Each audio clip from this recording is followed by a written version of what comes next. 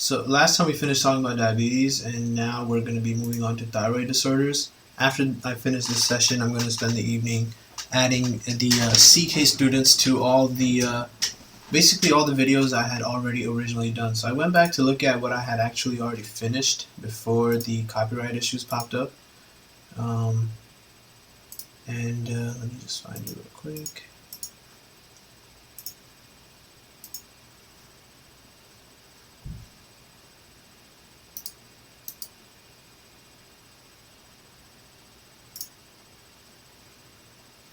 So I went back to look at what I had done, and I had videos for cardiovascular, dermatology, endocrine, epidemiology, ethics, and GIT. I had only made the first two videos for GIT before this stuff was down. So what I'm going to do is I have the playlist on my YouTube channel already for dermatology,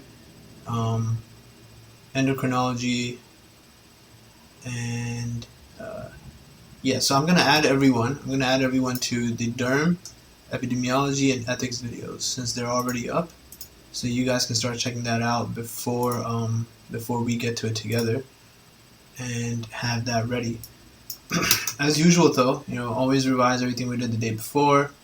Always look into anything else you might have that you still feel like you're behind on.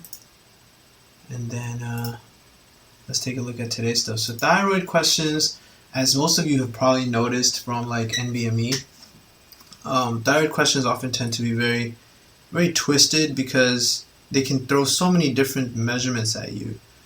Right, so let me show you what measurements they are. When we were in first aid step 1, we saw the different ways thyroid problems can pop up. So let me just show you that because that stuff isn't in the CK book. Actually, they talk about it in physio.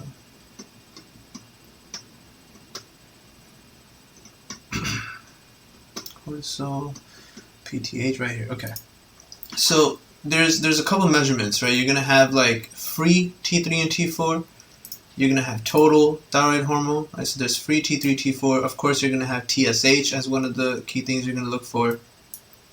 And then how much is free versus how much is actually the total T3, T4.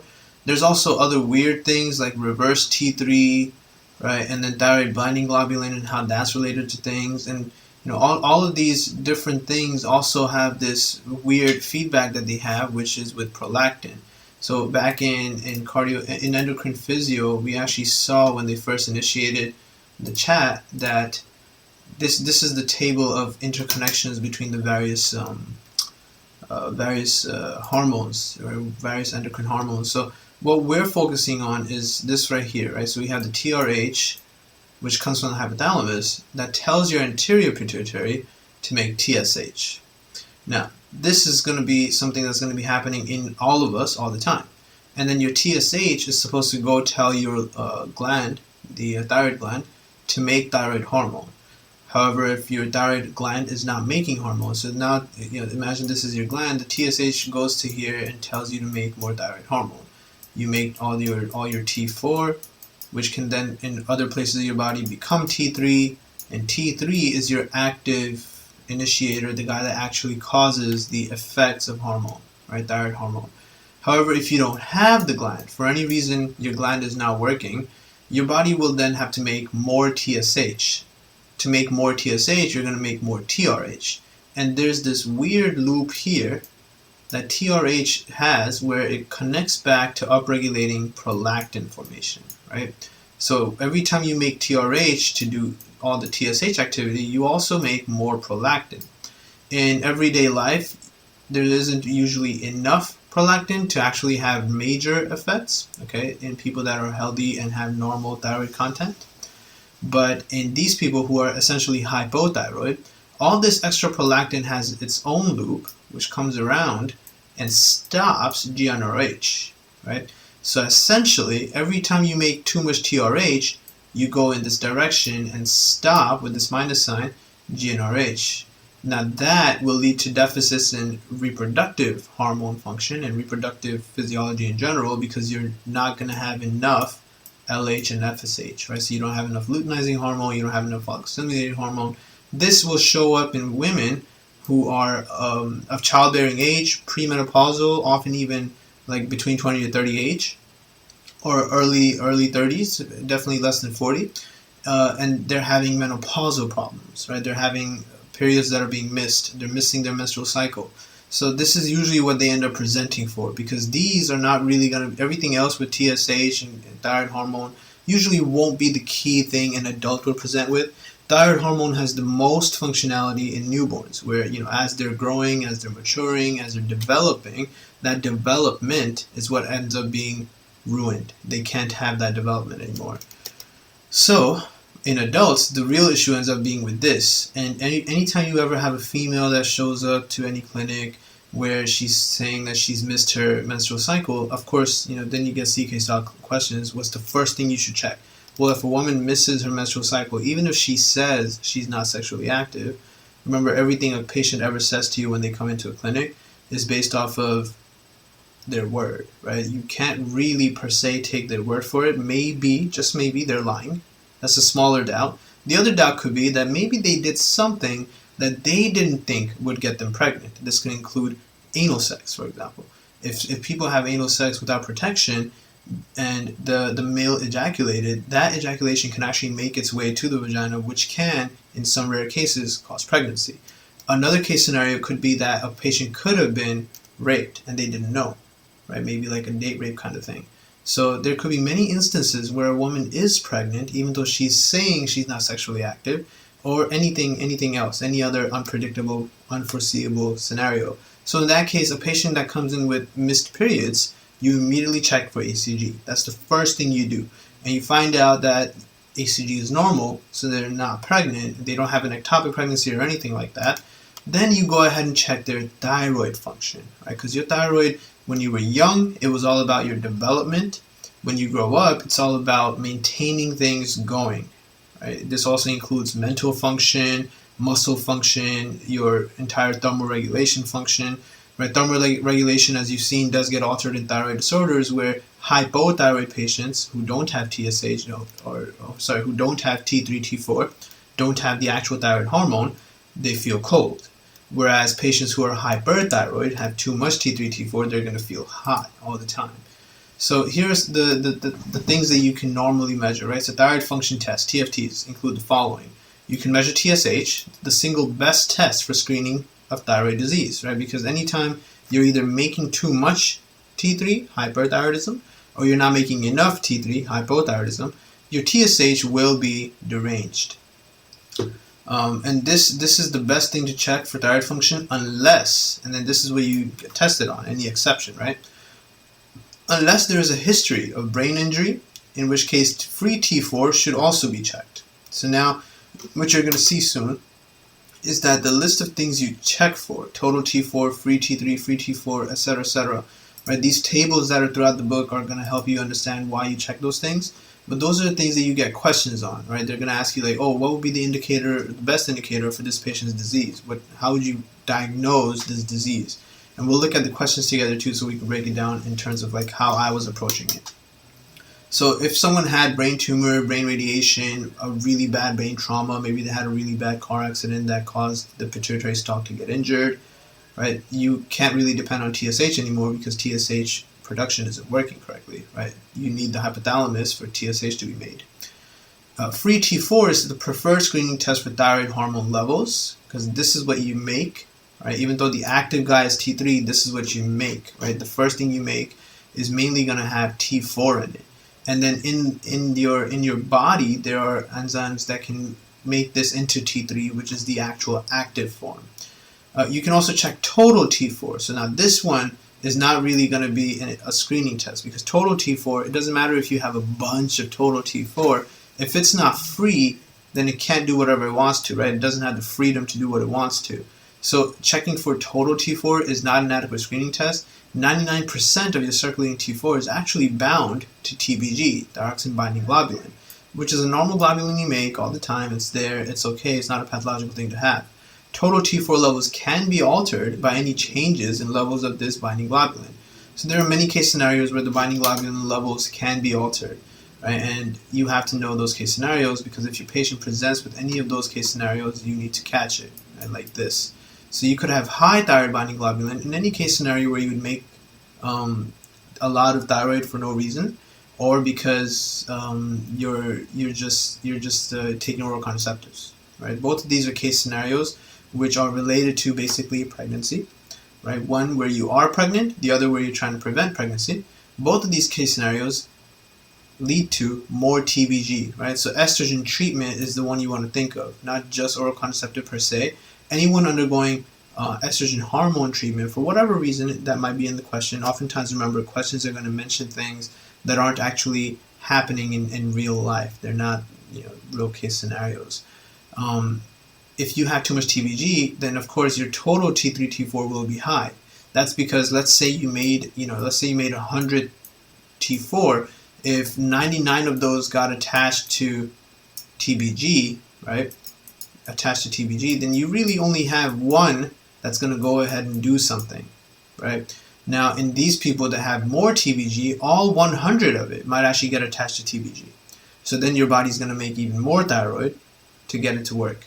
In these people, as you can see, I just said make more thyroid, which means make more TSH, so their TSH levels are going to be higher. Since their TSH levels are higher, you might want to diagnose them with hypothyroidism, but it wouldn't be hypothyroidism because you'll see that the amount of T3, T4, the total, is actually pretty good. In fact, it's going to be more than usual. Right, so that's one of the thinking mechanisms you want to adapt. Sure, low TSH should immediately give you a suspicion for hypothyroidism, but then when you see the free T4, T3 levels, and you notice that they have a lot of free T4, then they're not hypothyroid because clearly they're making the hormone. So something else is happening, right? That's when you don't pick Hashimoto thyroiditis or any of these other case scenarios that are under general hypothyroidism, right? TBG would be low in any case scenario where making proteins is not working, such as hepatic failure, because it's made in the liver, as most globulins like albumin are. Steroid use, because of course steroid messes up all sexual function, right? And then nephrotic syndrome, where you're losing the proteins instead of recycling them, right? All the TBG is going to end up in the urine. So those are some case scenarios where you want to watch out. So it's going to be people with hepatic failure, renal failure, basically, and then steroid use. The steroid use thing often gets tested in weird ways where they'll introduce a patient to you in the question as someone who's very athletic. Maybe they take part in athletic tournaments and stuff, right? And of course, no patient comes and just tells you right away, oh, I've been taking steroids. So it's something that you have to have a suspicion of and interrogate the patient on, like, are you taking steroids? There's no, it's okay for them to tell you. It's not like you'll go let their sports industry know, but you have to base your treatment off of that. The next thing that you'll have to take as an answer choice in most of these questions, as you'll see soon, is RAIU, radioactive iodine uptake. Right? So when you have iodine, in America it's not a problem because iodine is in all our salt. All our salt in America is iodized. All this iodine gets taken up by the thyroid follicles. So when you do a radioactive iodine uptake and then scan for this radioactive iodine, you should see it being taken up by the entire thyroid gland equally. If there are certain parts of the thyroid gland that are taking more of it, or certain parts of the thyroid gland that are not taking it up at all, then something's wrong in one of those two areas. All right, so measures the distribution of iodine uptake. Determines if there's a nodule that is functioning in the case of hyperthyroidism, or non-functioning, the one that didn't take up any iodine, and that one would require malignancy. So now here comes the topic that was discussed in step 1, which is the nodule that's hyper-functioning. That's called a hot nodule. All right, a hot nodule is going to cause hyperthyroidism, which is all terminology-wise, it all is very fitting, right? Because hyperthyroidism is having too much function of the thyroid gland, which actually does make you feel very hot. All right, so this hot nodule is okay because theoretically speaking, it's functioning. It's doing what it's supposed to do, but for some reason, it's doing too much of it. The other one, the non-functioning nodule, this one is usually malignant, right? So now you're going to get weird questions where they're going to ask you for the best next step, and they're going to have the answer choice: do you do a RAIU test and scan, or do you jump straight to the biopsy for malignancy? So you have to assess the patient to see, does it really look like they might have a thyroid cancer, right? Some kind of thyroid cancer. Cancerous nodules are called cold nodules, appropriately so, because if you have a cancerous nodule that is not functioning, you won't make thyroid, and then you're going to feel cold, just like a hypothyroid patient. All right. So non-functioning nodules are the ones that require malignancy workup with a biopsy, and then you have to see what's up with that. We'll come back to this question in a bit. Let's just see the rest of what they talk about. Oh, that's it for the introduction. Okay, so let's take a look at this question and some of these tables here relevant to stuff we're going to see. This question was a very interesting one where, as you can see, 50% picked correctly. And even of those 50%, you wonder if they were all 100% confident. And 40% chose the wrong answer. So here the question was, a 6-hour-old boy is in the newborn nursery with tachycardia, which is, there can be many reasons this could happen.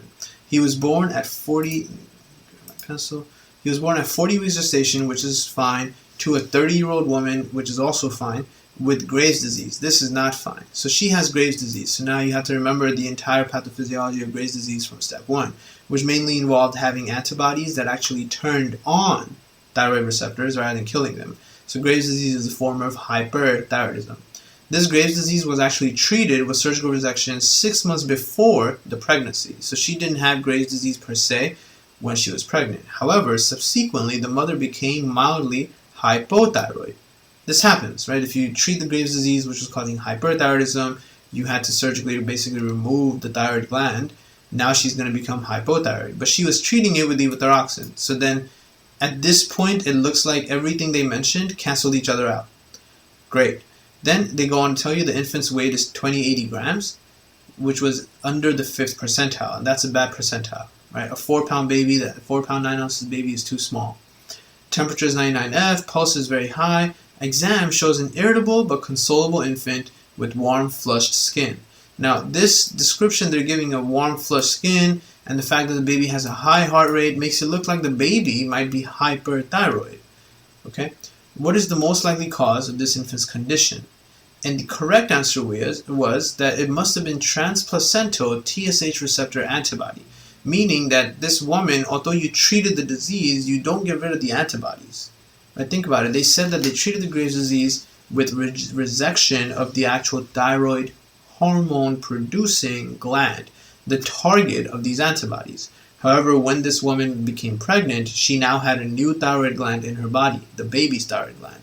All of those antibodies, as you already know, can cross the placenta.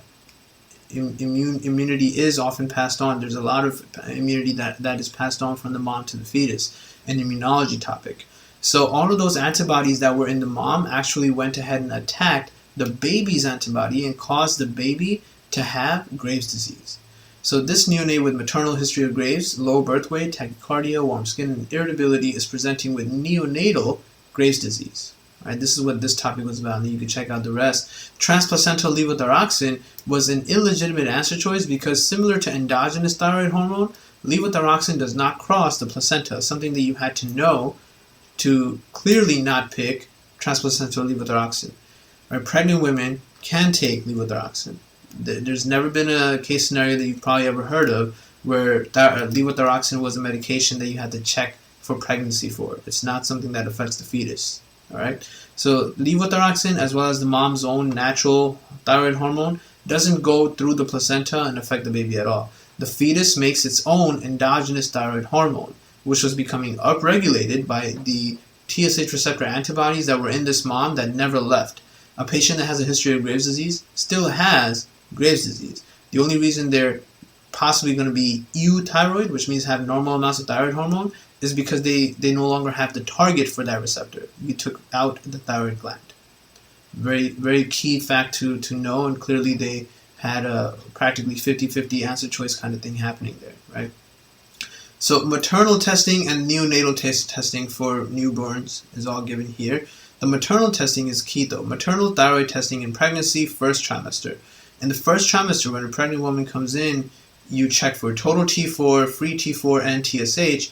And these are some things that you might see. TSH could be low, free T4 could be unchanged or mildly increased, and total T4 would be increased. And as we said already, the reason this occurs is not because this woman has hypothyroidism. It occurs because in pregnancy, you make more thyroid binding globulin, right? So that's what they're explaining here, that you see how total T4 is high, where TSH is low. So normally you would see the low TSH and assume hypothyroidism, but this isn't hypothyroidism because she's clearly making thyroid hormone, right? So free T4 is high. That means that she's making a lot of thyroid hormone and essentially, in a sense, becoming hyperthyroid. But the free T4 is normal, right? So her thyroid activity, her thyroid symptoms should not be occurring. It should all be just fine. It's just that she's making a lot of extra thyroid hormone to make up for the fact that she has more TBG, which is binding all of it, right? And that's what I'm explaining in this little paragraph over here.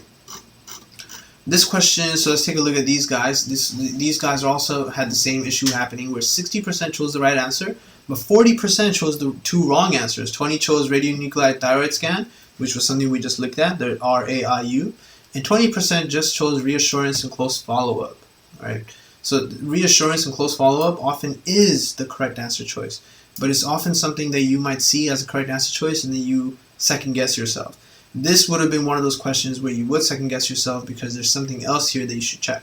36-year-old woman is found to have a thyroid nodule during a routine physical exam. She has had no heat or cold intolerance, skin changes, or fatigue, so no thyroid symptoms. Her appetite and stooling habits have not changed, and her weight is stable. Menstrual cycles are regular, no excessive bleeding. She has no other medical conditions and takes no medications. So everything is basically saying that she has some nodule, but no symptoms. That sounds very concerning because at that point you immediately think, what if it's a cold nodule that isn't making too much thyroid hormone because it doesn't work? That means she might have a thyroid cancer, all right? But let's read the rest. So then it goes on, she has had no prior radiation exposure, which is a big deal because if you ever go anywhere where there's radiation, like a dentist's office, they're going to cover this area. They're going to give you a little shield you're going to put here and on your chest, everywhere, when they do the dental images of your teeth. Family history is negative for any thyroid disorders, and some of them are inheritable. She doesn't smoke, drink, or do drugs. She's an architect. Her construction work has nothing to do with this. They chose construction because this is often a thing, especially in respiratory, but it had nothing to do with her.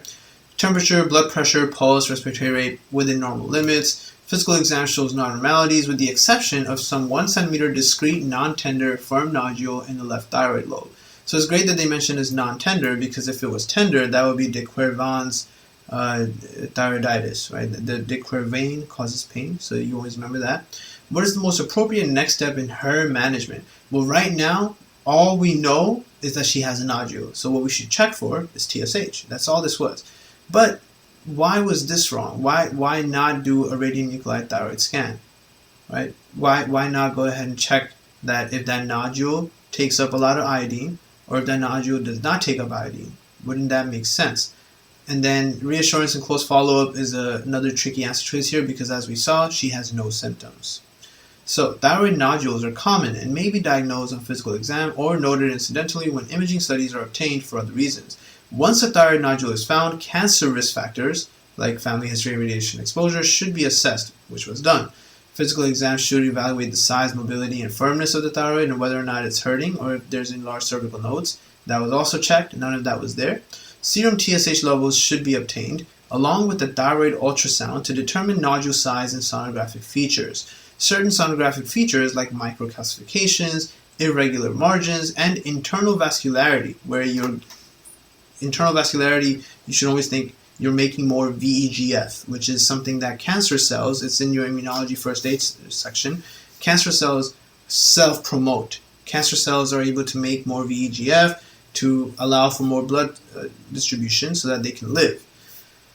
Thyroid nodules that are more than 1 centimeter with these high-risk features and all non-cystic thyroid nodules that are more than 2 centimeters should undergo fine needle aspiration biopsy. So we still aren't seeing any reason to pick radionuclide thyroid scan. If the TSH is low, the patient should be evaluated with radionuclide thyroid scan using iodine 123 because it could be a cold or hot nodule, so you have to find out. A hyperfunctioning hot nodule will have increased isotope uptake and decreased surrounding uptake and is associated with low cancer risk because it's just a nodule that's overworking, but it's working correctly, not cancerous. A hypofunctioning cold nodule will not have uptake, right? And that's associated with high risk of cancer. So what you see here is the typical thing you'll see in most questions where two things actually make logical sense, to check for this and check for this. And both of them are things you'll eventually actually do for this patient, as you can see from the explanation. However, the question asks what's the most appropriate next step. And this is where CK becomes more difficult than it should be, because it's all clinically relevant. If you've ever had this experience, then you would know the answer. If you've never had this experience, then you would have to study and know the answer, which is what you know now. When a patient comes in with a small nodule, right? Her nodule was, what do they say? Did they measure it?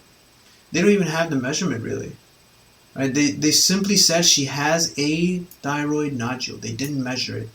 So that's when when you're reading these questions, these are the thought processes that need to go on in your mind. How big is the nodule? And then, is it functioning or not? Right? From the question, the way that she has no symptoms, it sounds like this might be a hypo-functioning nodule, which would be a cold nodule, which could be cancerous. But we just need to evaluate that and see if that nodule is really not working by seeing her TSH levels. So the first thing you check for this kind of patient is TSH level. All right. Now compare this question to the next one, where the correct answer was to do a radionuclide thyroid scan. But again, you see the 50-40 breakdown, where the wrong group of people chose fine needle aspiration, basically a biopsy. Okay, let's see what's happening here. 34-year-old woman comes to the office due to fullness in her neck after noticing a difference in how her jewelry rests around her neck as compared to before. This already sounds like her nodule must be pretty big, because it's causing her to have anatomical change. She has no other symptoms or medical issues and takes no medications. Family history does include thyroid surgery for some enlarged thyroid gland in her mom. Examination reveals a 1.4 centimeter. Okay, good. So they did the measurement. Non-tender mobile nodule in her left thyroid. They really didn't do a measurement here, right? Physical exam. Oh, they did do it. They told you actually. Sorry, they did tell you. It's 1 centimeter. They did. It was part of the physical exam. They already measured it. And 1 centimeter didn't fall into your danger zone. More than 1 centimeter or more than 2 centimeter, those are the danger zones. This is the danger zone, which is more than 1 centimeter. So when you're taking your test, you would highlight that. Non-tender mobile nodule in her left thyroid lobe. The remainder of the physical exam is unremarkable. Lab evaluation shows a TSH. So you see how this question teaches you what you would do next? That's what I've been telling you guys, that questions teach you what you're supposed to be doing. This is why they do it in the question, right? Because they might not have meant to teach it to you, but this is just standard procedure. So essentially, questions do teach you.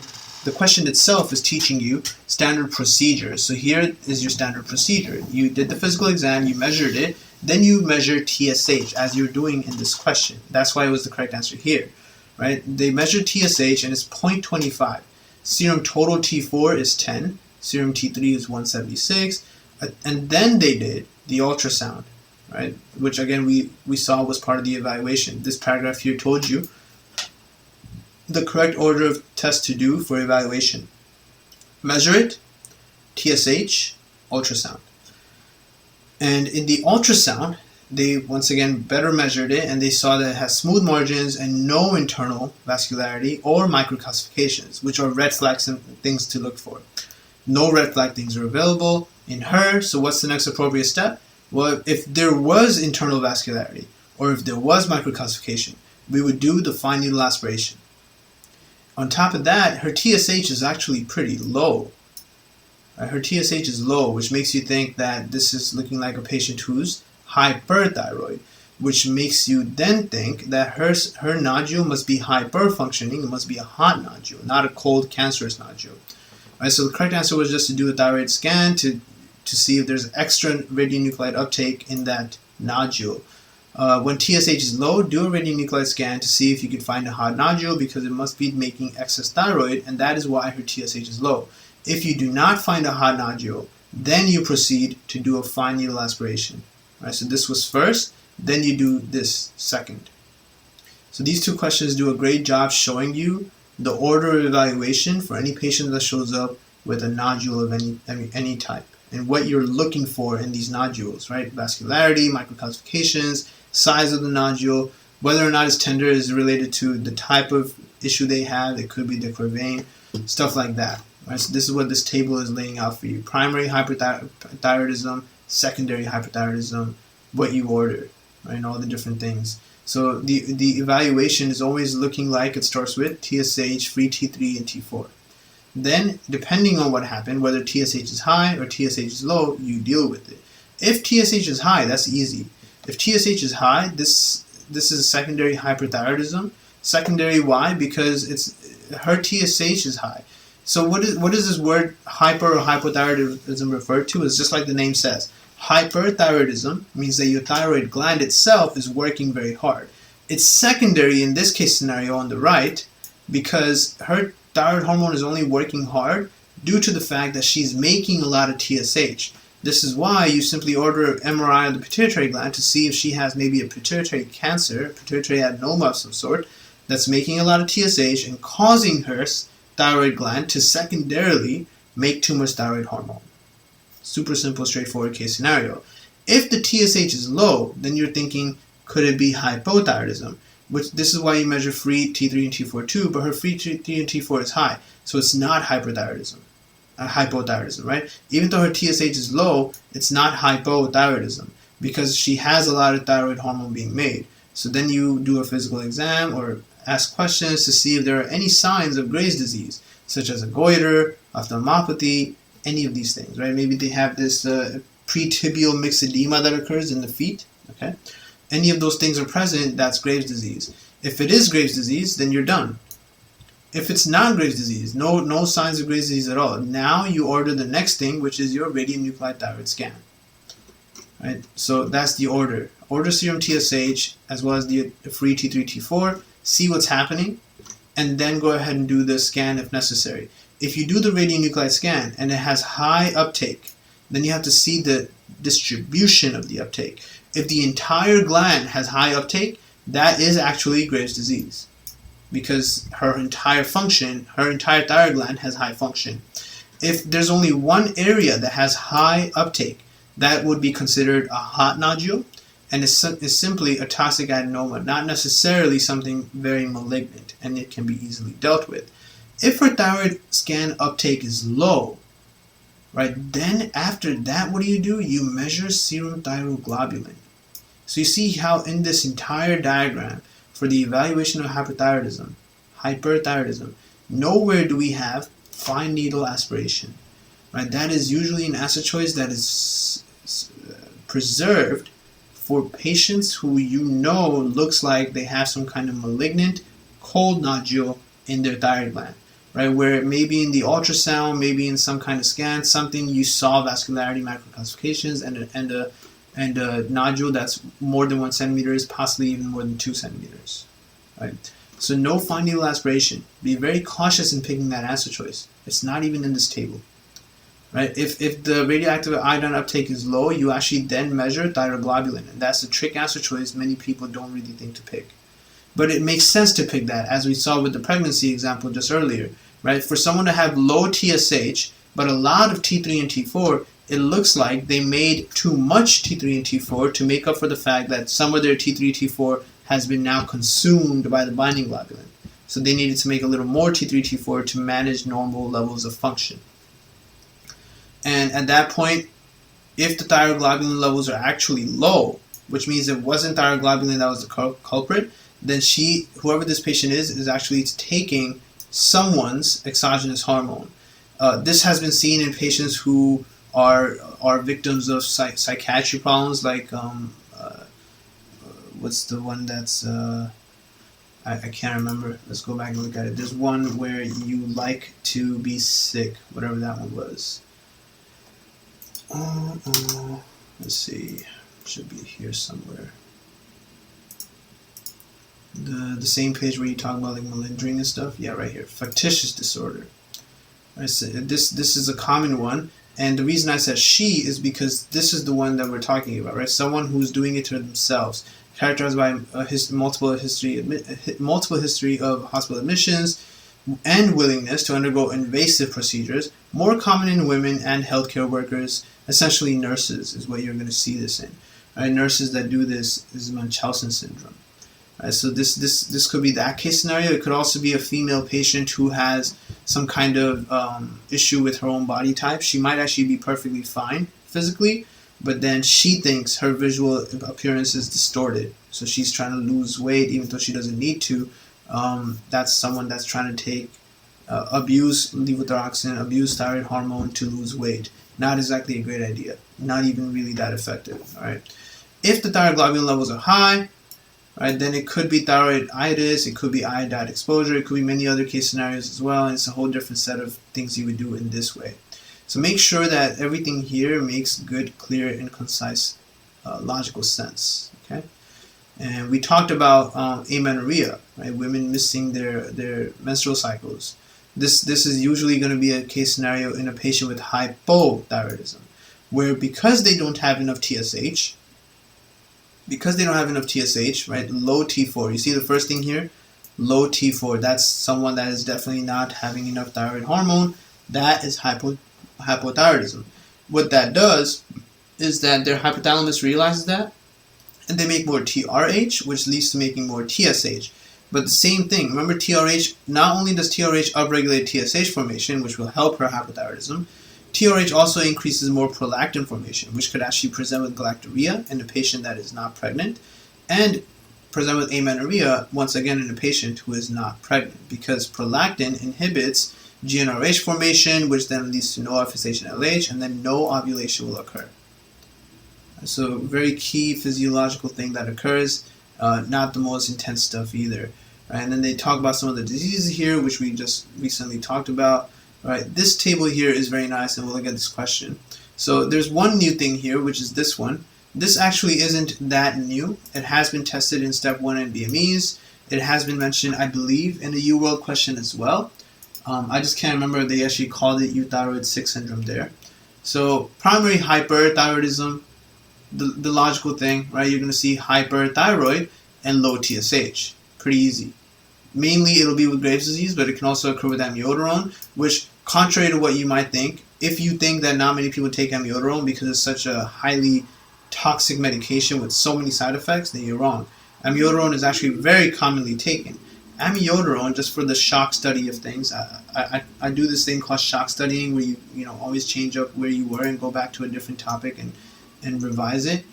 Amiodarone is one of your class 3 antiarrhythmics. It's the AIDS medications, right? That's the mnemonic, not that it's for AIDS. Amiodarone, ibutylide, dofetilide, and sotalol. These medications, turns out that even though amiodarone has so many bad side effects, right? You have to check the lungs, the liver, and the thyroid, right? And it can cause skin pigmentation to occur. Even with all those side effects, there's one thing it doesn't do as a side effect. Look at it. Sotalol causes torsades. Ibutylide causes torsades. Amiodarone causes all this shit, but it doesn't cause torsades. Okay? And amiodarone is actually used a lot in the clinical setting. It's a medication that is actually used a lot, really, in real life within hospitals. So that is something that you might see. All right? Secondary hyperthyroidism means that you're making a lot of thyroid, okay, but it's actually happening because you're making a lot of TSH. So this is where you would check the pituitary with an MRI, right? Because they might have a pituitary adenoma. Very rare thing, but of course on step 1, nothing is rare. Primary hypothyroidism, the usual, you're going to have low thyroid hormones, so your hypothalamus responds by making more TSH, right? Secondary hypothyroidism is where you're unable to make thyroid hormones because you're not making TSH. Right, so this could be a non-functioning macroadenoma where, again, you would have to do an MRI here too. For the secondary cases, you check the secondary level, which is your pituitary. Check the pituitary to see what happened. This could also be a patient who might have had Sheehan syndrome, too much bleeding during pregnancy, leading to an infarct of the pituitary. Right? And then subclinical hypothyroidism, a usually tricky answer choice to pick, often with mild elevations in TSH, but the key thing in subclinical means asymptomatic, right? No symptoms. All of these patients up here will have symptoms. They will have symptoms. Why? Because, as you can see down this lane right here, there were alterations in their thyroid hormone level. All right? Here, there's no alteration in their thyroid hormone level, but they are, for some reason, making more TSH. High TSH is equivalent to saying hypothyroidism, but it's subclinical in these patients where there are no symptoms. The weirdest thyroid one is this guy, though, euthyroid 6 syndrome. Right, so I put the table here for you guys. Right? And in the book itself, it says you're going to have a normal TSH, possibly normal T4, but the total T3 ends up being low for some reason. And T3, remember, is the active version. This is actually a patient who has any serious illness. So that's why it's 6 syndrome. You're going to see it in the question that the patient, and this is the question, so we'll look at it, where the patient has some kind of really bad problem. We'll have high of this thing called reverse T3. Reverse T3 is not T3, so it's not functional. The only functional thyroid hormone is T3. Reverse T3 is non-functional because this gets reverted back to becoming T4. Right, so RT3 or T4, right? Thought to be caused by caloric deprivation and increased cytokine production, which are things you see in anyone with a very serious illness, right? People that are very sick for more than 2 to 3 weeks end up losing weight, becoming very sickly looking because there's a caloric deprivation and there's too many cytokines. May have a transient increase in TSH during the recovery period. Right, so you can see how there's a difference between early and versus prolonged. But once it's prolonged or severe, everything is low, except the reverse T3. Reverse T3 is the culprit here, where reverse T3 is very high, even early and later. Okay, so we see that in this question right here. You were a 65-year-old man with acute MI, complicated by cardiogenic shock, is admitted to the coronary care unit. His hospital course is actually complicated by more issues of acute renal failure and a lower GI bleeding from anticoagulation therapy. So not only did this person have an MI, but then they had renal failure, and then the anticoagulation therapy caused a GI bleed. So this sucks, right? There's clearly a very massive loss of calories, loss of energy, loss of blood, and an excess cytokine flare-up to try to deal with problems. No previous history of thyroid disease. Physical exam shows that the thyroid gland is fine. Lab results show T4 is within the normal range, T3 within the normal range, TSH within the normal range. So then immediately when you see a lab result like this, if you haven't studied this topic, or had we not talked about it like this, you end up not really knowing what to do anymore. Like, what the heck could be happening here? So look at that. A 25% group of people chose the only answer choice you would really think of if you didn't study euthyroid 6 syndrome, which is subclinical hypothyroidism. But that actually still is not a viable answer choice. I'm not sure why 25% of people picked this, and maybe they were new or something, but you have to remember that on your step 1, you're going to have at least 10 questions, literally, where you're going to have something you've never seen before. And now it comes down to your knowledge base. You're going to look at the answer choices, and you're going to rule out all the answer choices you know couldn't possibly be the answer, because if they were, then you would have seen something about it in the question, right? They're all going to be topics you know about.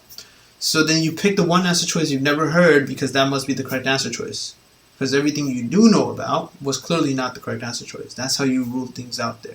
Right? So this is actually a patient with euthyroid 6 syndrome. It couldn't be hypothyroidism because subclinical hypothyroidism would still actually have, right, a high TSH. His TSH is normal. All right? You never call something hypothyroidism if TSH is actually not following the hypothyroid rule of law, right? Hypothyroidism has to have, in general, your high TSH or have very low T3, T4. If neither of these two circled case scenarios are met, you can't call it hypothyroidism. This person doesn't have hypothyroidism. Everything is normal here. So it's not even subclinical hypothyroidism.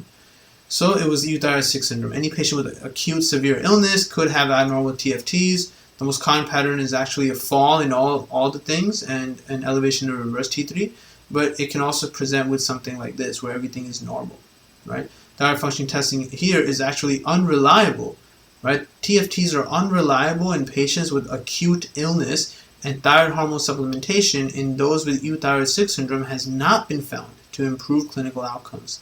Thus, thyroid function testing is not recommended in acutely ill patients, something that you could be tested on where you get a patient who has all these issues and then they'll ask you what lab should you not order to save money or whatever reason, and you wouldn't order a thyroid function test because TFTs don't really tell you anything about a person who's having all these issues. Not only was this person having all these issues, but look at the age. He's 65. It's an elderly man having all these issues. He's really not doing well, okay? So that's it for that stuff. What are we up to now? Oh, hyperthyroidism. So, of course, we know the general symptoms of hyperthyroidism, right? Too much thyroid causes everything to work too well or overwork. right? And that's what you're seeing here. They're going to have like diarrhea, myopathy, insomnia, menstrual abnormalities. Both hyper and hypothyroidism have menstrual abnormalities where they're going to miss their menstrual cycles. One of the most feared consequences is AFib, okay, because the tachycardia that they get could actually lead to AFib. Exophthalmos, if this is about Graves' disease, really, right? The pretubular myxedema also, right? Thyroid brutes, all these things are really just Graves' disease, okay? And best initial test, as usual, order TSH. So you need to, for CK, and generally even for step 1, for becoming a doctor, you need to know the general downward process of what is the next step to do if I start you off anywhere. If I start you off in a question and I tell you this happened, this happened, this happened, and then now what? So then you have to know what to do next, right? Something like that. Let me see now. The treatment so treatment, they don't talk about it here much, but let's go back here. For your form section of almost all organ systems, you're going to have to go back to step 1 to look at it. So here we have your thionamides and your levothyroxine and liothyronine, which no one really takes liothyronine. So PTU and methimazole. There's something you have to know about them related to pregnancy. These are medications you take for hyperthyroidism. They actually stop you from making more T3. Okay.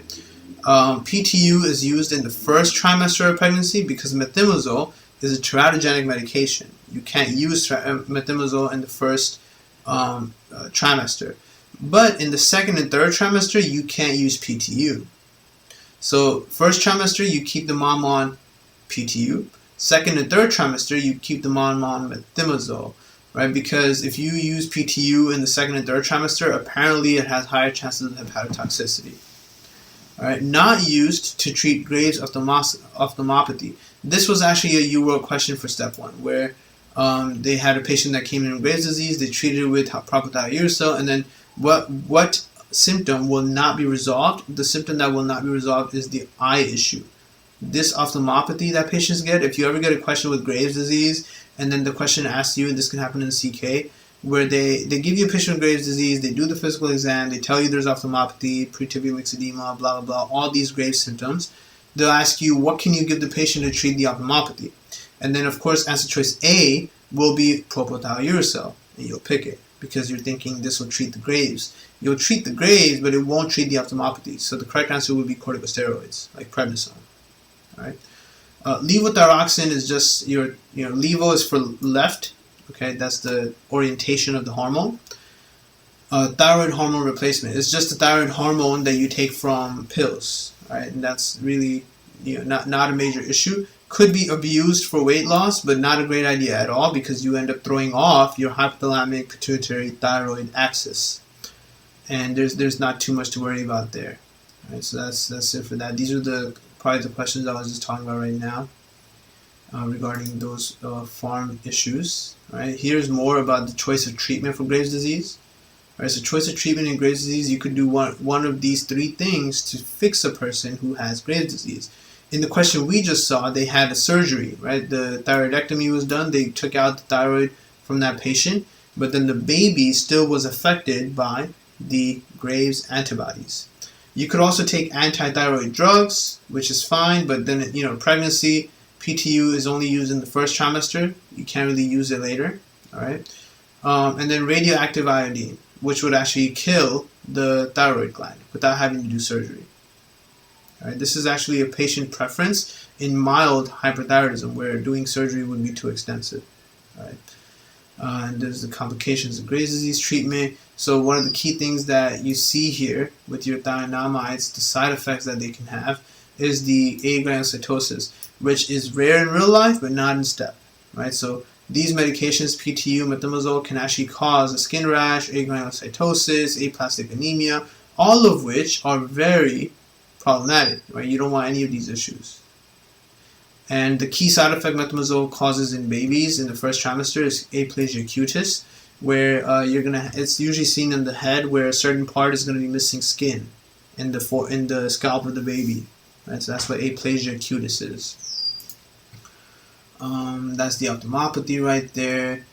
And then they talk about the treatment stuff like we just did right now. One of the major complications of treating this Graves' disease and hyperthyroidism in general is to get a thyroid storm, right? You're working with a hyper-functioning engine that's making too much thyroid hormone.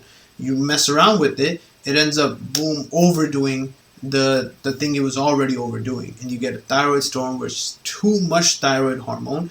And thyroid hormone actually uses beta receptors pretty effectively, upregulates them. So your beta-1 receptors on the heart end up overworked, and you can actually die due to an arrhythmia.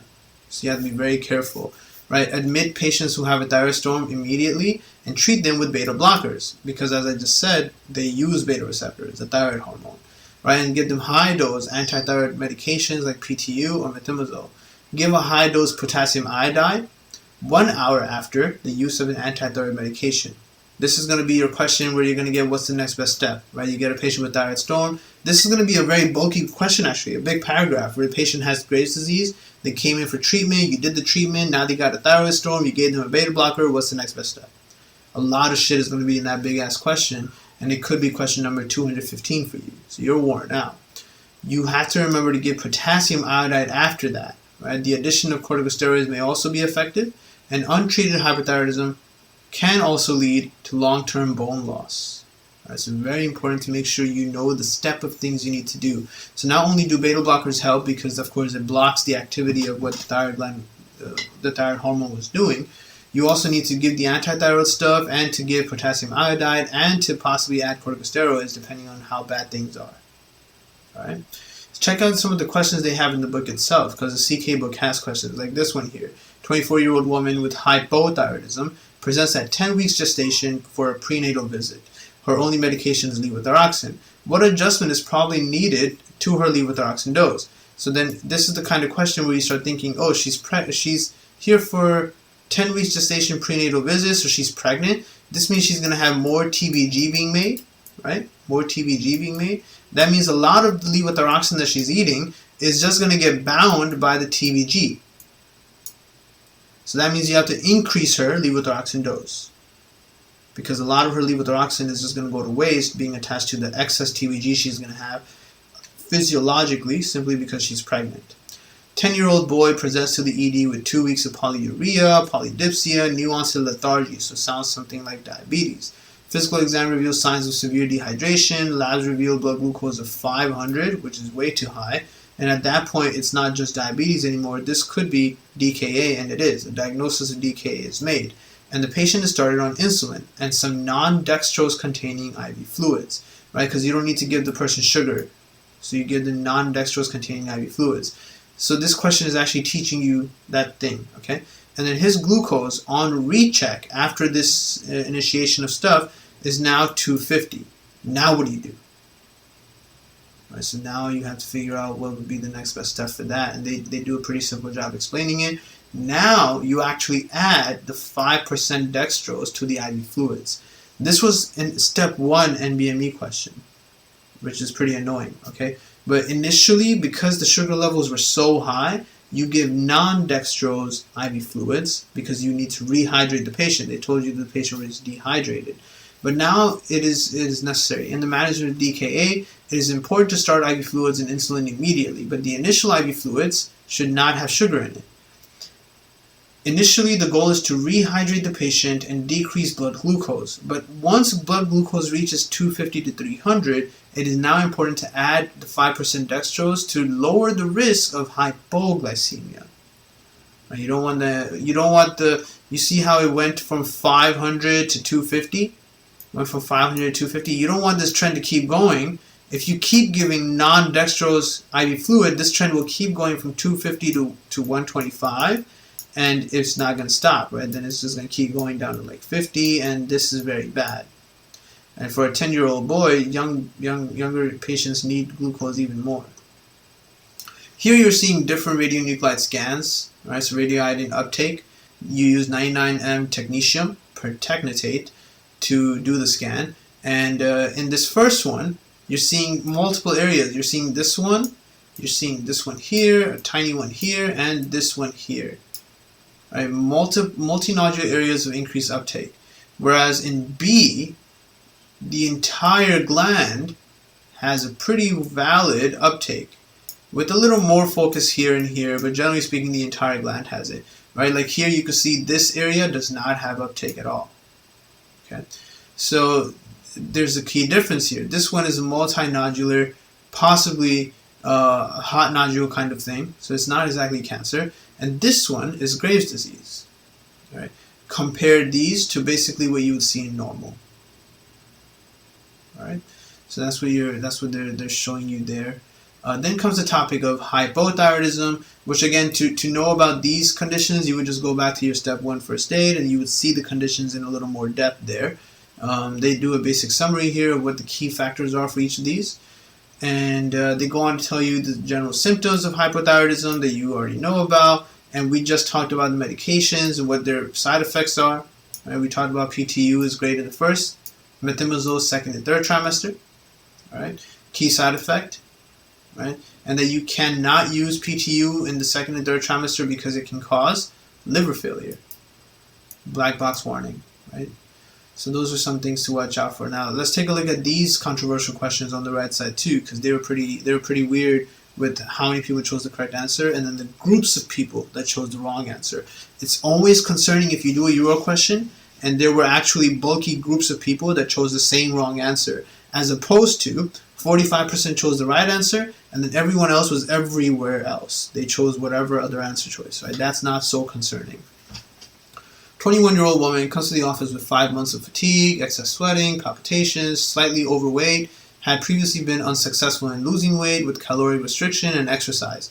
So this is a young woman who has failed in losing weight. So this really starts sounding like she might be a good candidate for someone who would abuse levothyroxine.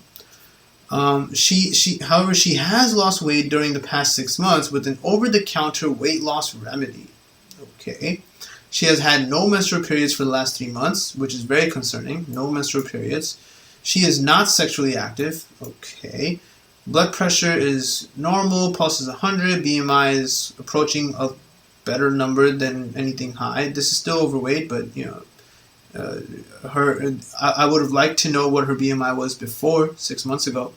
She has lid lag, but no proptosis. This is really here to tell you into thinking there might be something related to Graves' disease, but the only thing related to Graves' disease is exophthalmos, when the eyes are popping out. Anything else that's happening here is related to the beta and whatever other receptors in your eyes that might be related to muscles. Okay. Examination of the thyroid shows a small gland without nodules or tenderness. So a small gland means that the gland isn't working that much, right? As opposed to hypertrophy, this would be considered atrophy. It's becoming smaller. Lab findings are TSH is low. So let me delete the other line. If TSH is low, we immediately think hyperthyroidism. Free T4 is high, but not T3. Notice how the question didn't tell you T3 is high. Free T4 is high. And of course, even though you see how she says she's not sexually active, but she hasn't had her menstrual periods and she's 21, it's hard to believe her in her case scenario that she's not sexually active. You still check for beta HCG. So beta HCG is negative, which is going to validate the fact that she's not pregnant. She could still be someone that's sexually active. Keep in mind that in the real world, there are many stigmas against being sexually active. For example, you know, one of the common scenarios I would know about is like there could be Muslim women out there that might be sexually active and they're not married, and they might not feel comfortable telling a doctor, any doctor, it doesn't matter if the doctor is Muslim or not, they might not feel comfortable telling the doctor they are sexually active. So you can't really take anyone's word for stuff, okay? So you always check for beta HCG if someone is missing their menstrual periods. Now, after checking TSH and beta HCG, what do they order next? Which is usually a CK question. They ordered a radioiodine uptake by the thyroid, right? After TSH and beta HCG for a patient who is missing periods. Radioiodine uptake is ordered, and radioiodine uptake by the thyroid gland is diffusely decreased. The entire thyroid gland didn't take up radioiodine, which I could have predicted because her thyroid gland is actually small anyway. It's not working. Why is her thyroid gland not working? Well, they went on to ask you what would most likely be found in this patient. What else would you find in this patient? And the correct answer was something you wouldn't really think of per se, because it's not one of the things you memorize or analyze or stuff like that. The correct answer here was low serum thyroglobulin levels. But 20% of people chose elevated TSH receptor antibody titer, which would be something you would see in Graves. And 15% of people chose elevated serum alpha subunit, right? Which again, you're like, what is that talking about? Neither of these case scenarios, though, the wrong ones, has made any sense. So by order of elimination, you would knock out everything and you would just be left with low serum thyroglobulin levels, which is actually pretty safe to pick. You would see high serum thyroglobulin levels in someone who's pregnant, but she's not.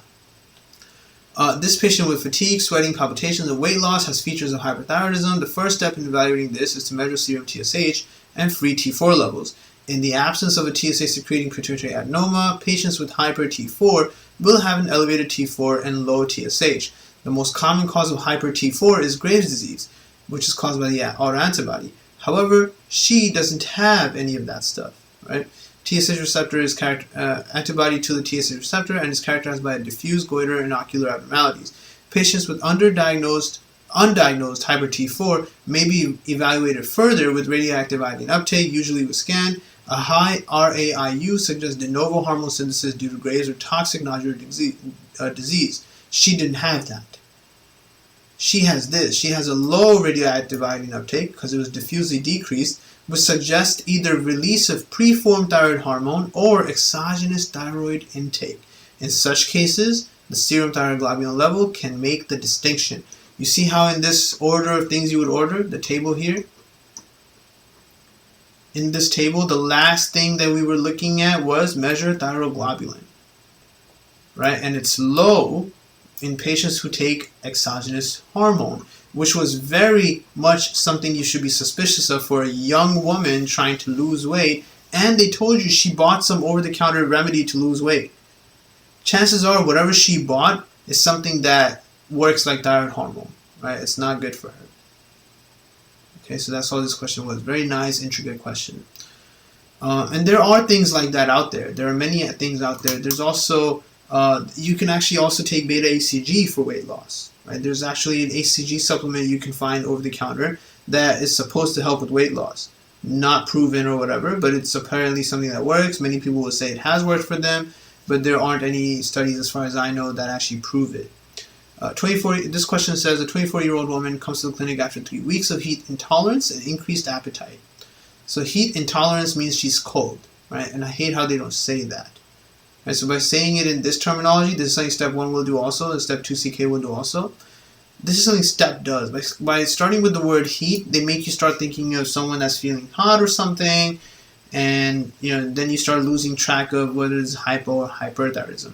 But heat intolerance, and then increased appetite. So heat intolerance means that not that she's cold, but that she can't handle the heat. She's actually too hot all the time, right? And then increased appetite means she's hungry all the time. So she has a increased metabolism. So that being said, your first sentence when you finish reading it, you should start having suspicion of possibly some kind of hyperthyroidism. Despite increased caloric intake, she has actually lost weight. Her medical history is insignificant and she takes no medications. She does not use tobacco or drugs. She consumes alcohol once in a while. Last menstrual period was 3 days ago and was unusually light. Her temperature is fine, blood pressure is fine, pulse is high, tachycardia, and regular. Respiratory rate is 14. On exam, the thyroid gland is actually enlarged because it's overfunctioning. Cranial nerve exam is fine, although there is mild lid lag. Lab results are free T4 is high, so that is definitely some form of hyperthyroidism. Total T3 is high and TSH is low. So that actually sounds like the key issue here could either be that she's not making TSH or she's making too much thyroid hormone in her gland. But so in questions, there's something confusing that happens.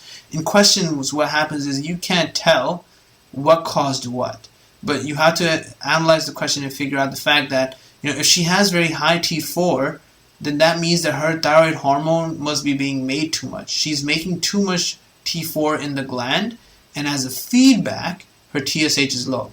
So this is just primary hyperthyroidism. Radioactive iodine uptake is now ordered. After looking at TSAs, they ordered the RAIU, and RAIU uptake is actually low, less than 5%. So now you're like, wait, that's strange, because then if this is primary hyperthyroidism and there is hyperthyroid hormone production, there should be more iodine uptake. There isn't, right? Because it's not Graves' disease, it's not a nodule. Those are the case scenarios where you have excess iodine uptake. So now they ask you what's the most likely diagnosis.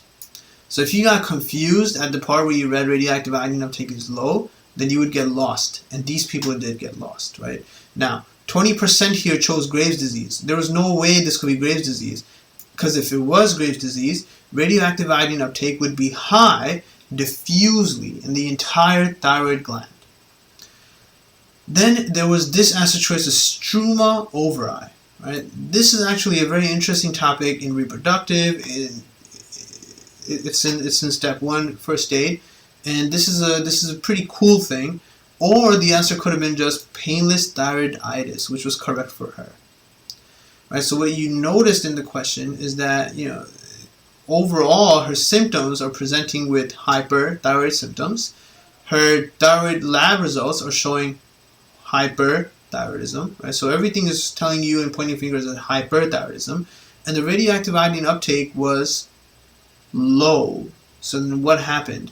This patient has silent thyroiditis characterized by acute thyrotoxicosis with mild thyroid gland enlargement and low TSH. This is an autoimmune disorder thought to be a variant of Hashimoto, which classically presents with hypothyroidism, right? The Hashimoto.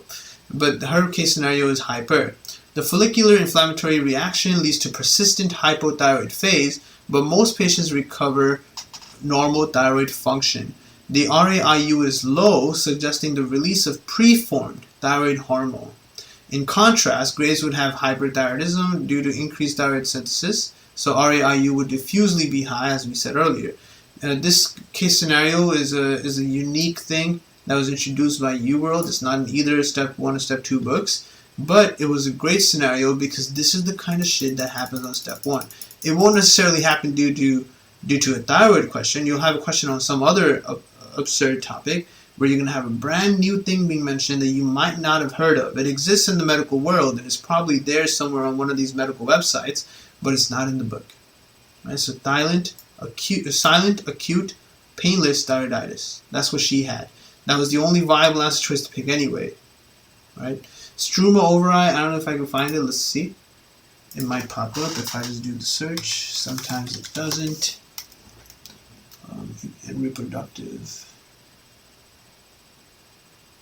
Alright, perfect. It did. Alright, so you see here in reproductive, when you look at your ovarian neoplasms, your teratoma, mature cystic dermoid cyst teratoma. Remember, all teratomas are actually made of weird things in it, right? The 3 germ layers where you find teeth, hair, and sebum. This is something in the brain that can occur as well. The craniopharyngioma that you can get can also have this, right?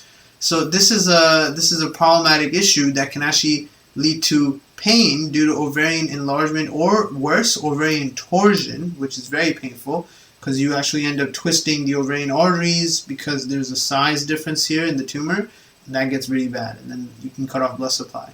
One of the really strange things you see here is there's a monodermal form with thyroid tissue. This is called struma overi. Thyroid tissue in your ovary. That's a teratoma, right? Uncommonly presents with hyperthyroidism, like our patient right now, but our patient didn't have a struma overi.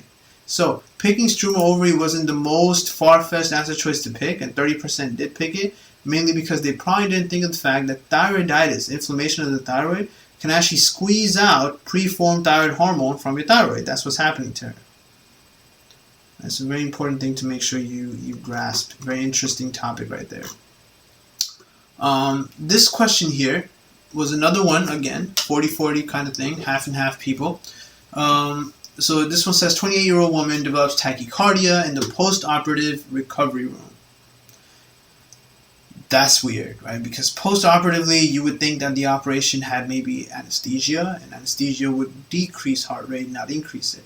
She was admitted for a right femur fracture. following a motor vehicle collision and had open reduction and internal fixation of a femur fracture.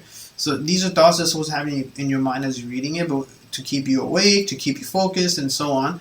A femur fracture is often thought of as something that can lead to it is a long bone fracture, which can lead to fat embolism, right? Fat embolism, a bit of cholesterol that breaks out of the bone because of fracture and then goes into blood, goes places, it can cause a stroke, or it can cause pulmonary embolism, depending on what the case scenario is. Mainly it'll cause pulmonary embolism because this is going to be venous blood coming back to the right heart, which then goes into the lung, and then boom, problems occur.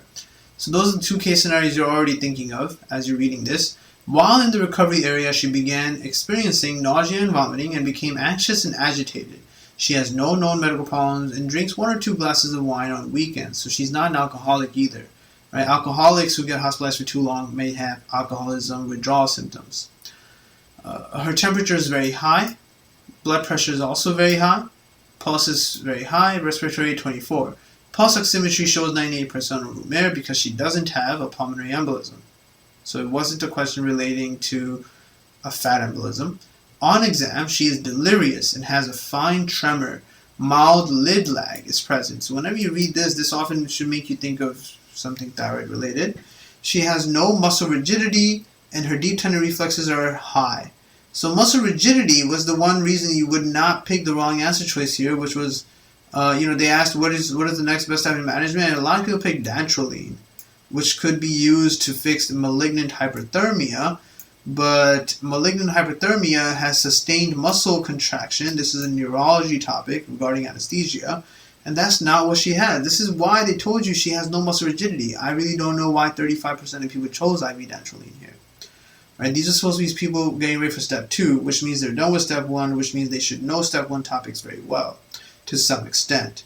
Right? And it's a pretty clear thing, even if you don't know malignant hyperthermia super well, it's a pretty clear thing that malignant hyperthermia, as well as the other thing that occurs with anesthesia, like succinylcholine related issues, both have sustained muscle contraction. There's a reason they said she has no muscle rigidity. They did labs, and in the labs, hematocrit 30, sodium is normal, potassium is normal, bicarb is normal, BUN 32, creatinine is starting to get a little bad, glucose 120, and then creatine kinase 176, which is also, I believe, in the normal range. What is the next best step? Do a thyroid function test and give propranolol. Right, do a thyroid function test and give propranolol. This was the treatment for someone who has a thyroid storm.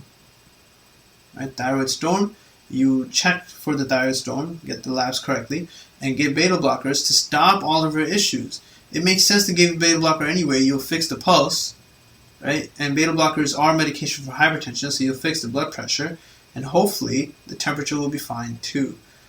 This patient's presentation is concerning for a thyroid storm, a life-threatening thyrotoxicosis usually triggered by some specific event in the patients with undiagnosed or inadequately treated hyperthyroidism. She may as well be a patient who has hyperthyroidism, possibly even Graves' disease. She just never got her checked. All right, maybe it wasn't that big of a symptomatic issue for her, and now it became triggered because of this big accident she had, motor vehicle collision. Right, and she had this right femur surgery. All of this is very stressful. Okay. So that's the topic in this question. Again, another key, big, high yield topic. Here you're seeing thyroiditis, which we just did a question on about a person who had thyroiditis, and that was the reason their thyroid levels were high. It was nothing else, right? So that's what they're talking about here. One of the key things is you're going to know thyroid dysfunction. Typically, thyrotoxicosis, then it becomes hypothyroid. That was the thing with our patient, right? And what did we see in that patient? The radioactive iodine uptake was low. Right? That was this patient right here. Okay. This is just a table telling you all the different types of thyroiditis you can have, and what the key differences are. So definitely worth checking out. We just did a question on the thyroid storm, so we saw what that's all about, right? Give the beta blocker, give PTU, give glucocorticoids if necessary, and supportive care is always part of everything. I believe the last thing related to thyroid is your thyroid neoplasms. Now, once again, they don't delve into it too much here, but you have to go back to your first aid step 1 book to check it all out. there's all kinds of thyroid cancers you can have, right? Some of them are invasive, some of them are not, some have a good prognosis, some do not, right? So if we take a quick look, we're going to see that the variety of thyroid cancers is, not so bad. It's all stuff that fits in one page. The issue is, though, that there's a lot of anatomical features involved. A lot of anatomical features like this. Yeah, your recurrent laryngeal nerve, which is this. This is the recurrent part. Right, here they label non-recurrent because they're pointing at the part that's going down. The second one that's going down. Right, so then when it loops back up, that's the part that's called the recurrent laryngeal nerve.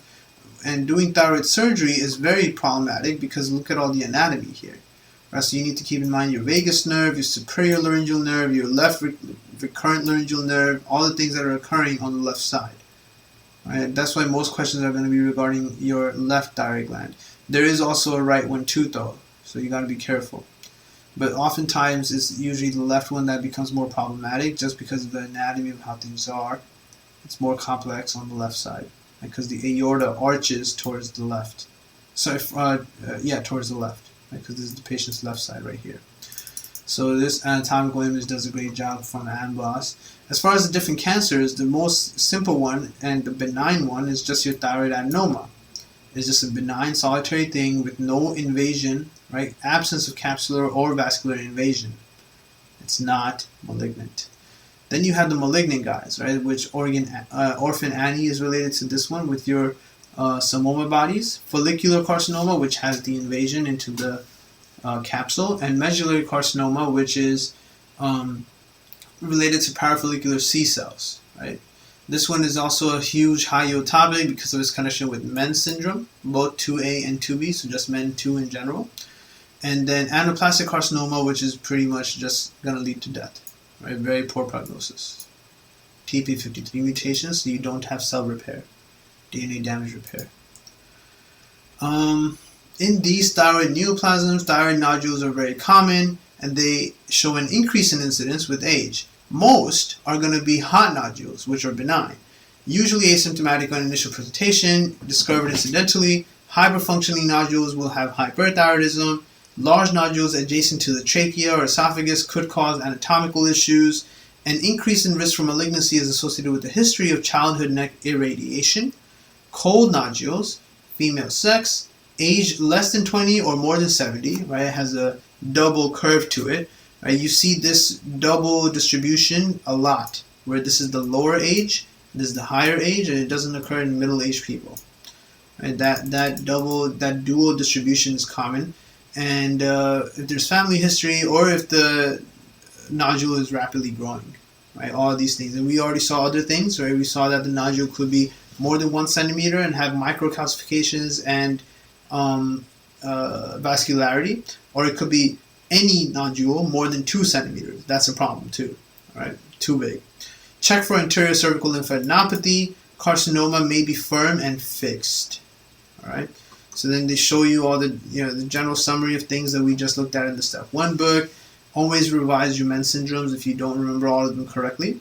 And how do you treat it? So now you see fine needle aspiration.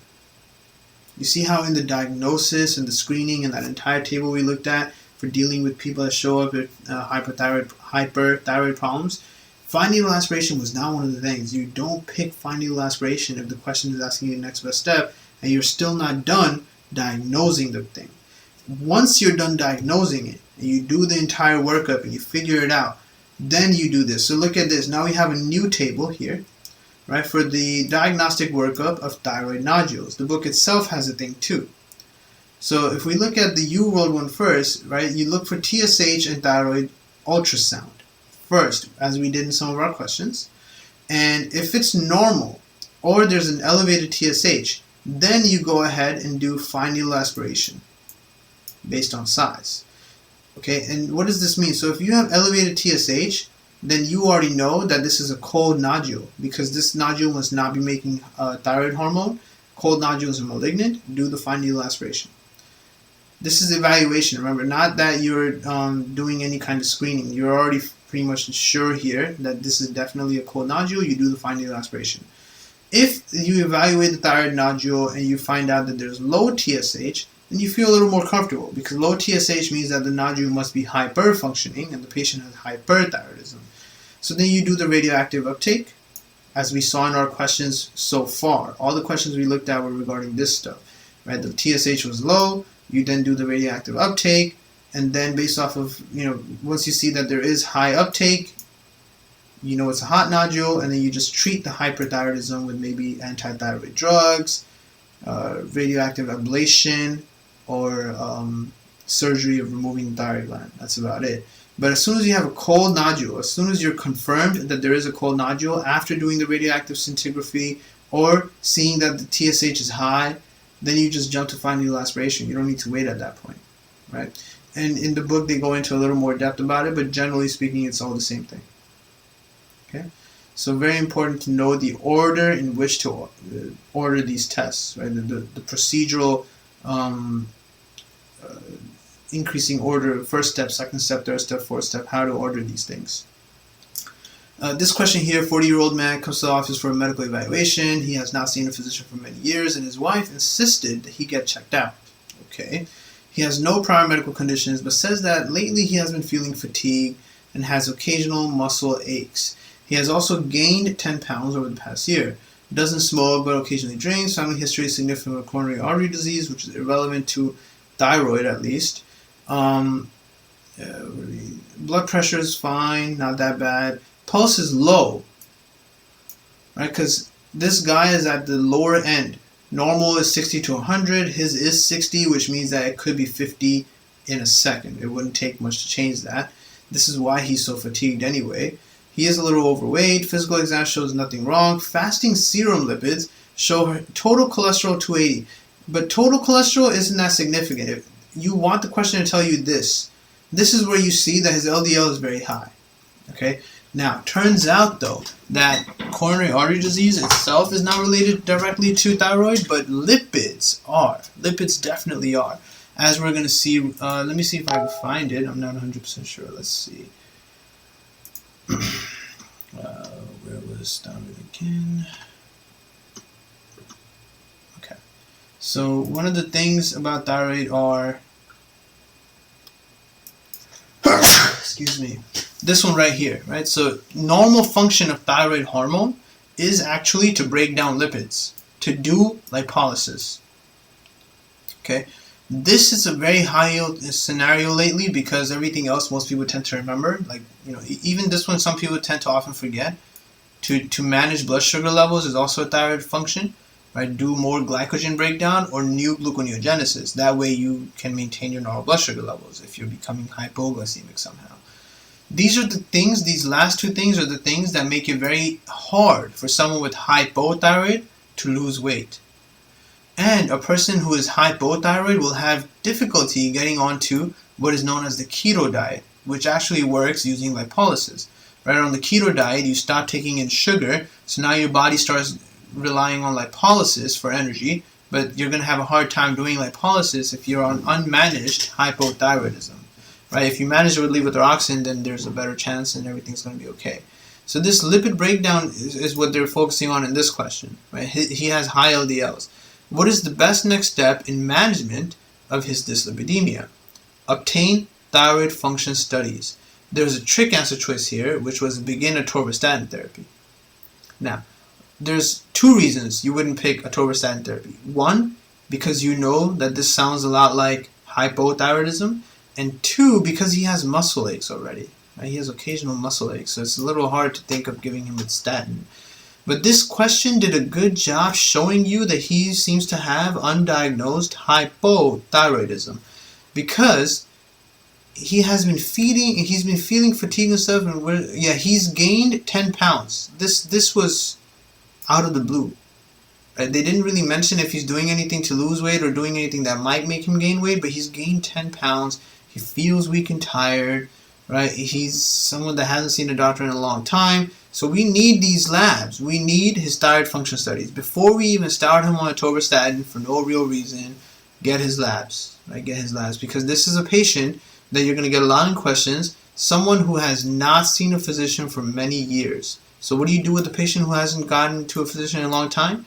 Take their blood, do their CBC, lipid panels, fasting panels if possible. If they came fasting, that's even better, right? And any other test that might be necessary based on their age, right? And then you order all the screening exams they might need. Like, he doesn't need a colonoscopy yet, but depending on family history, maybe he does if there's someone in the family that had colon cancer, and so on and so on, right? So the best thing to do with this patient was to get the thyroid function study.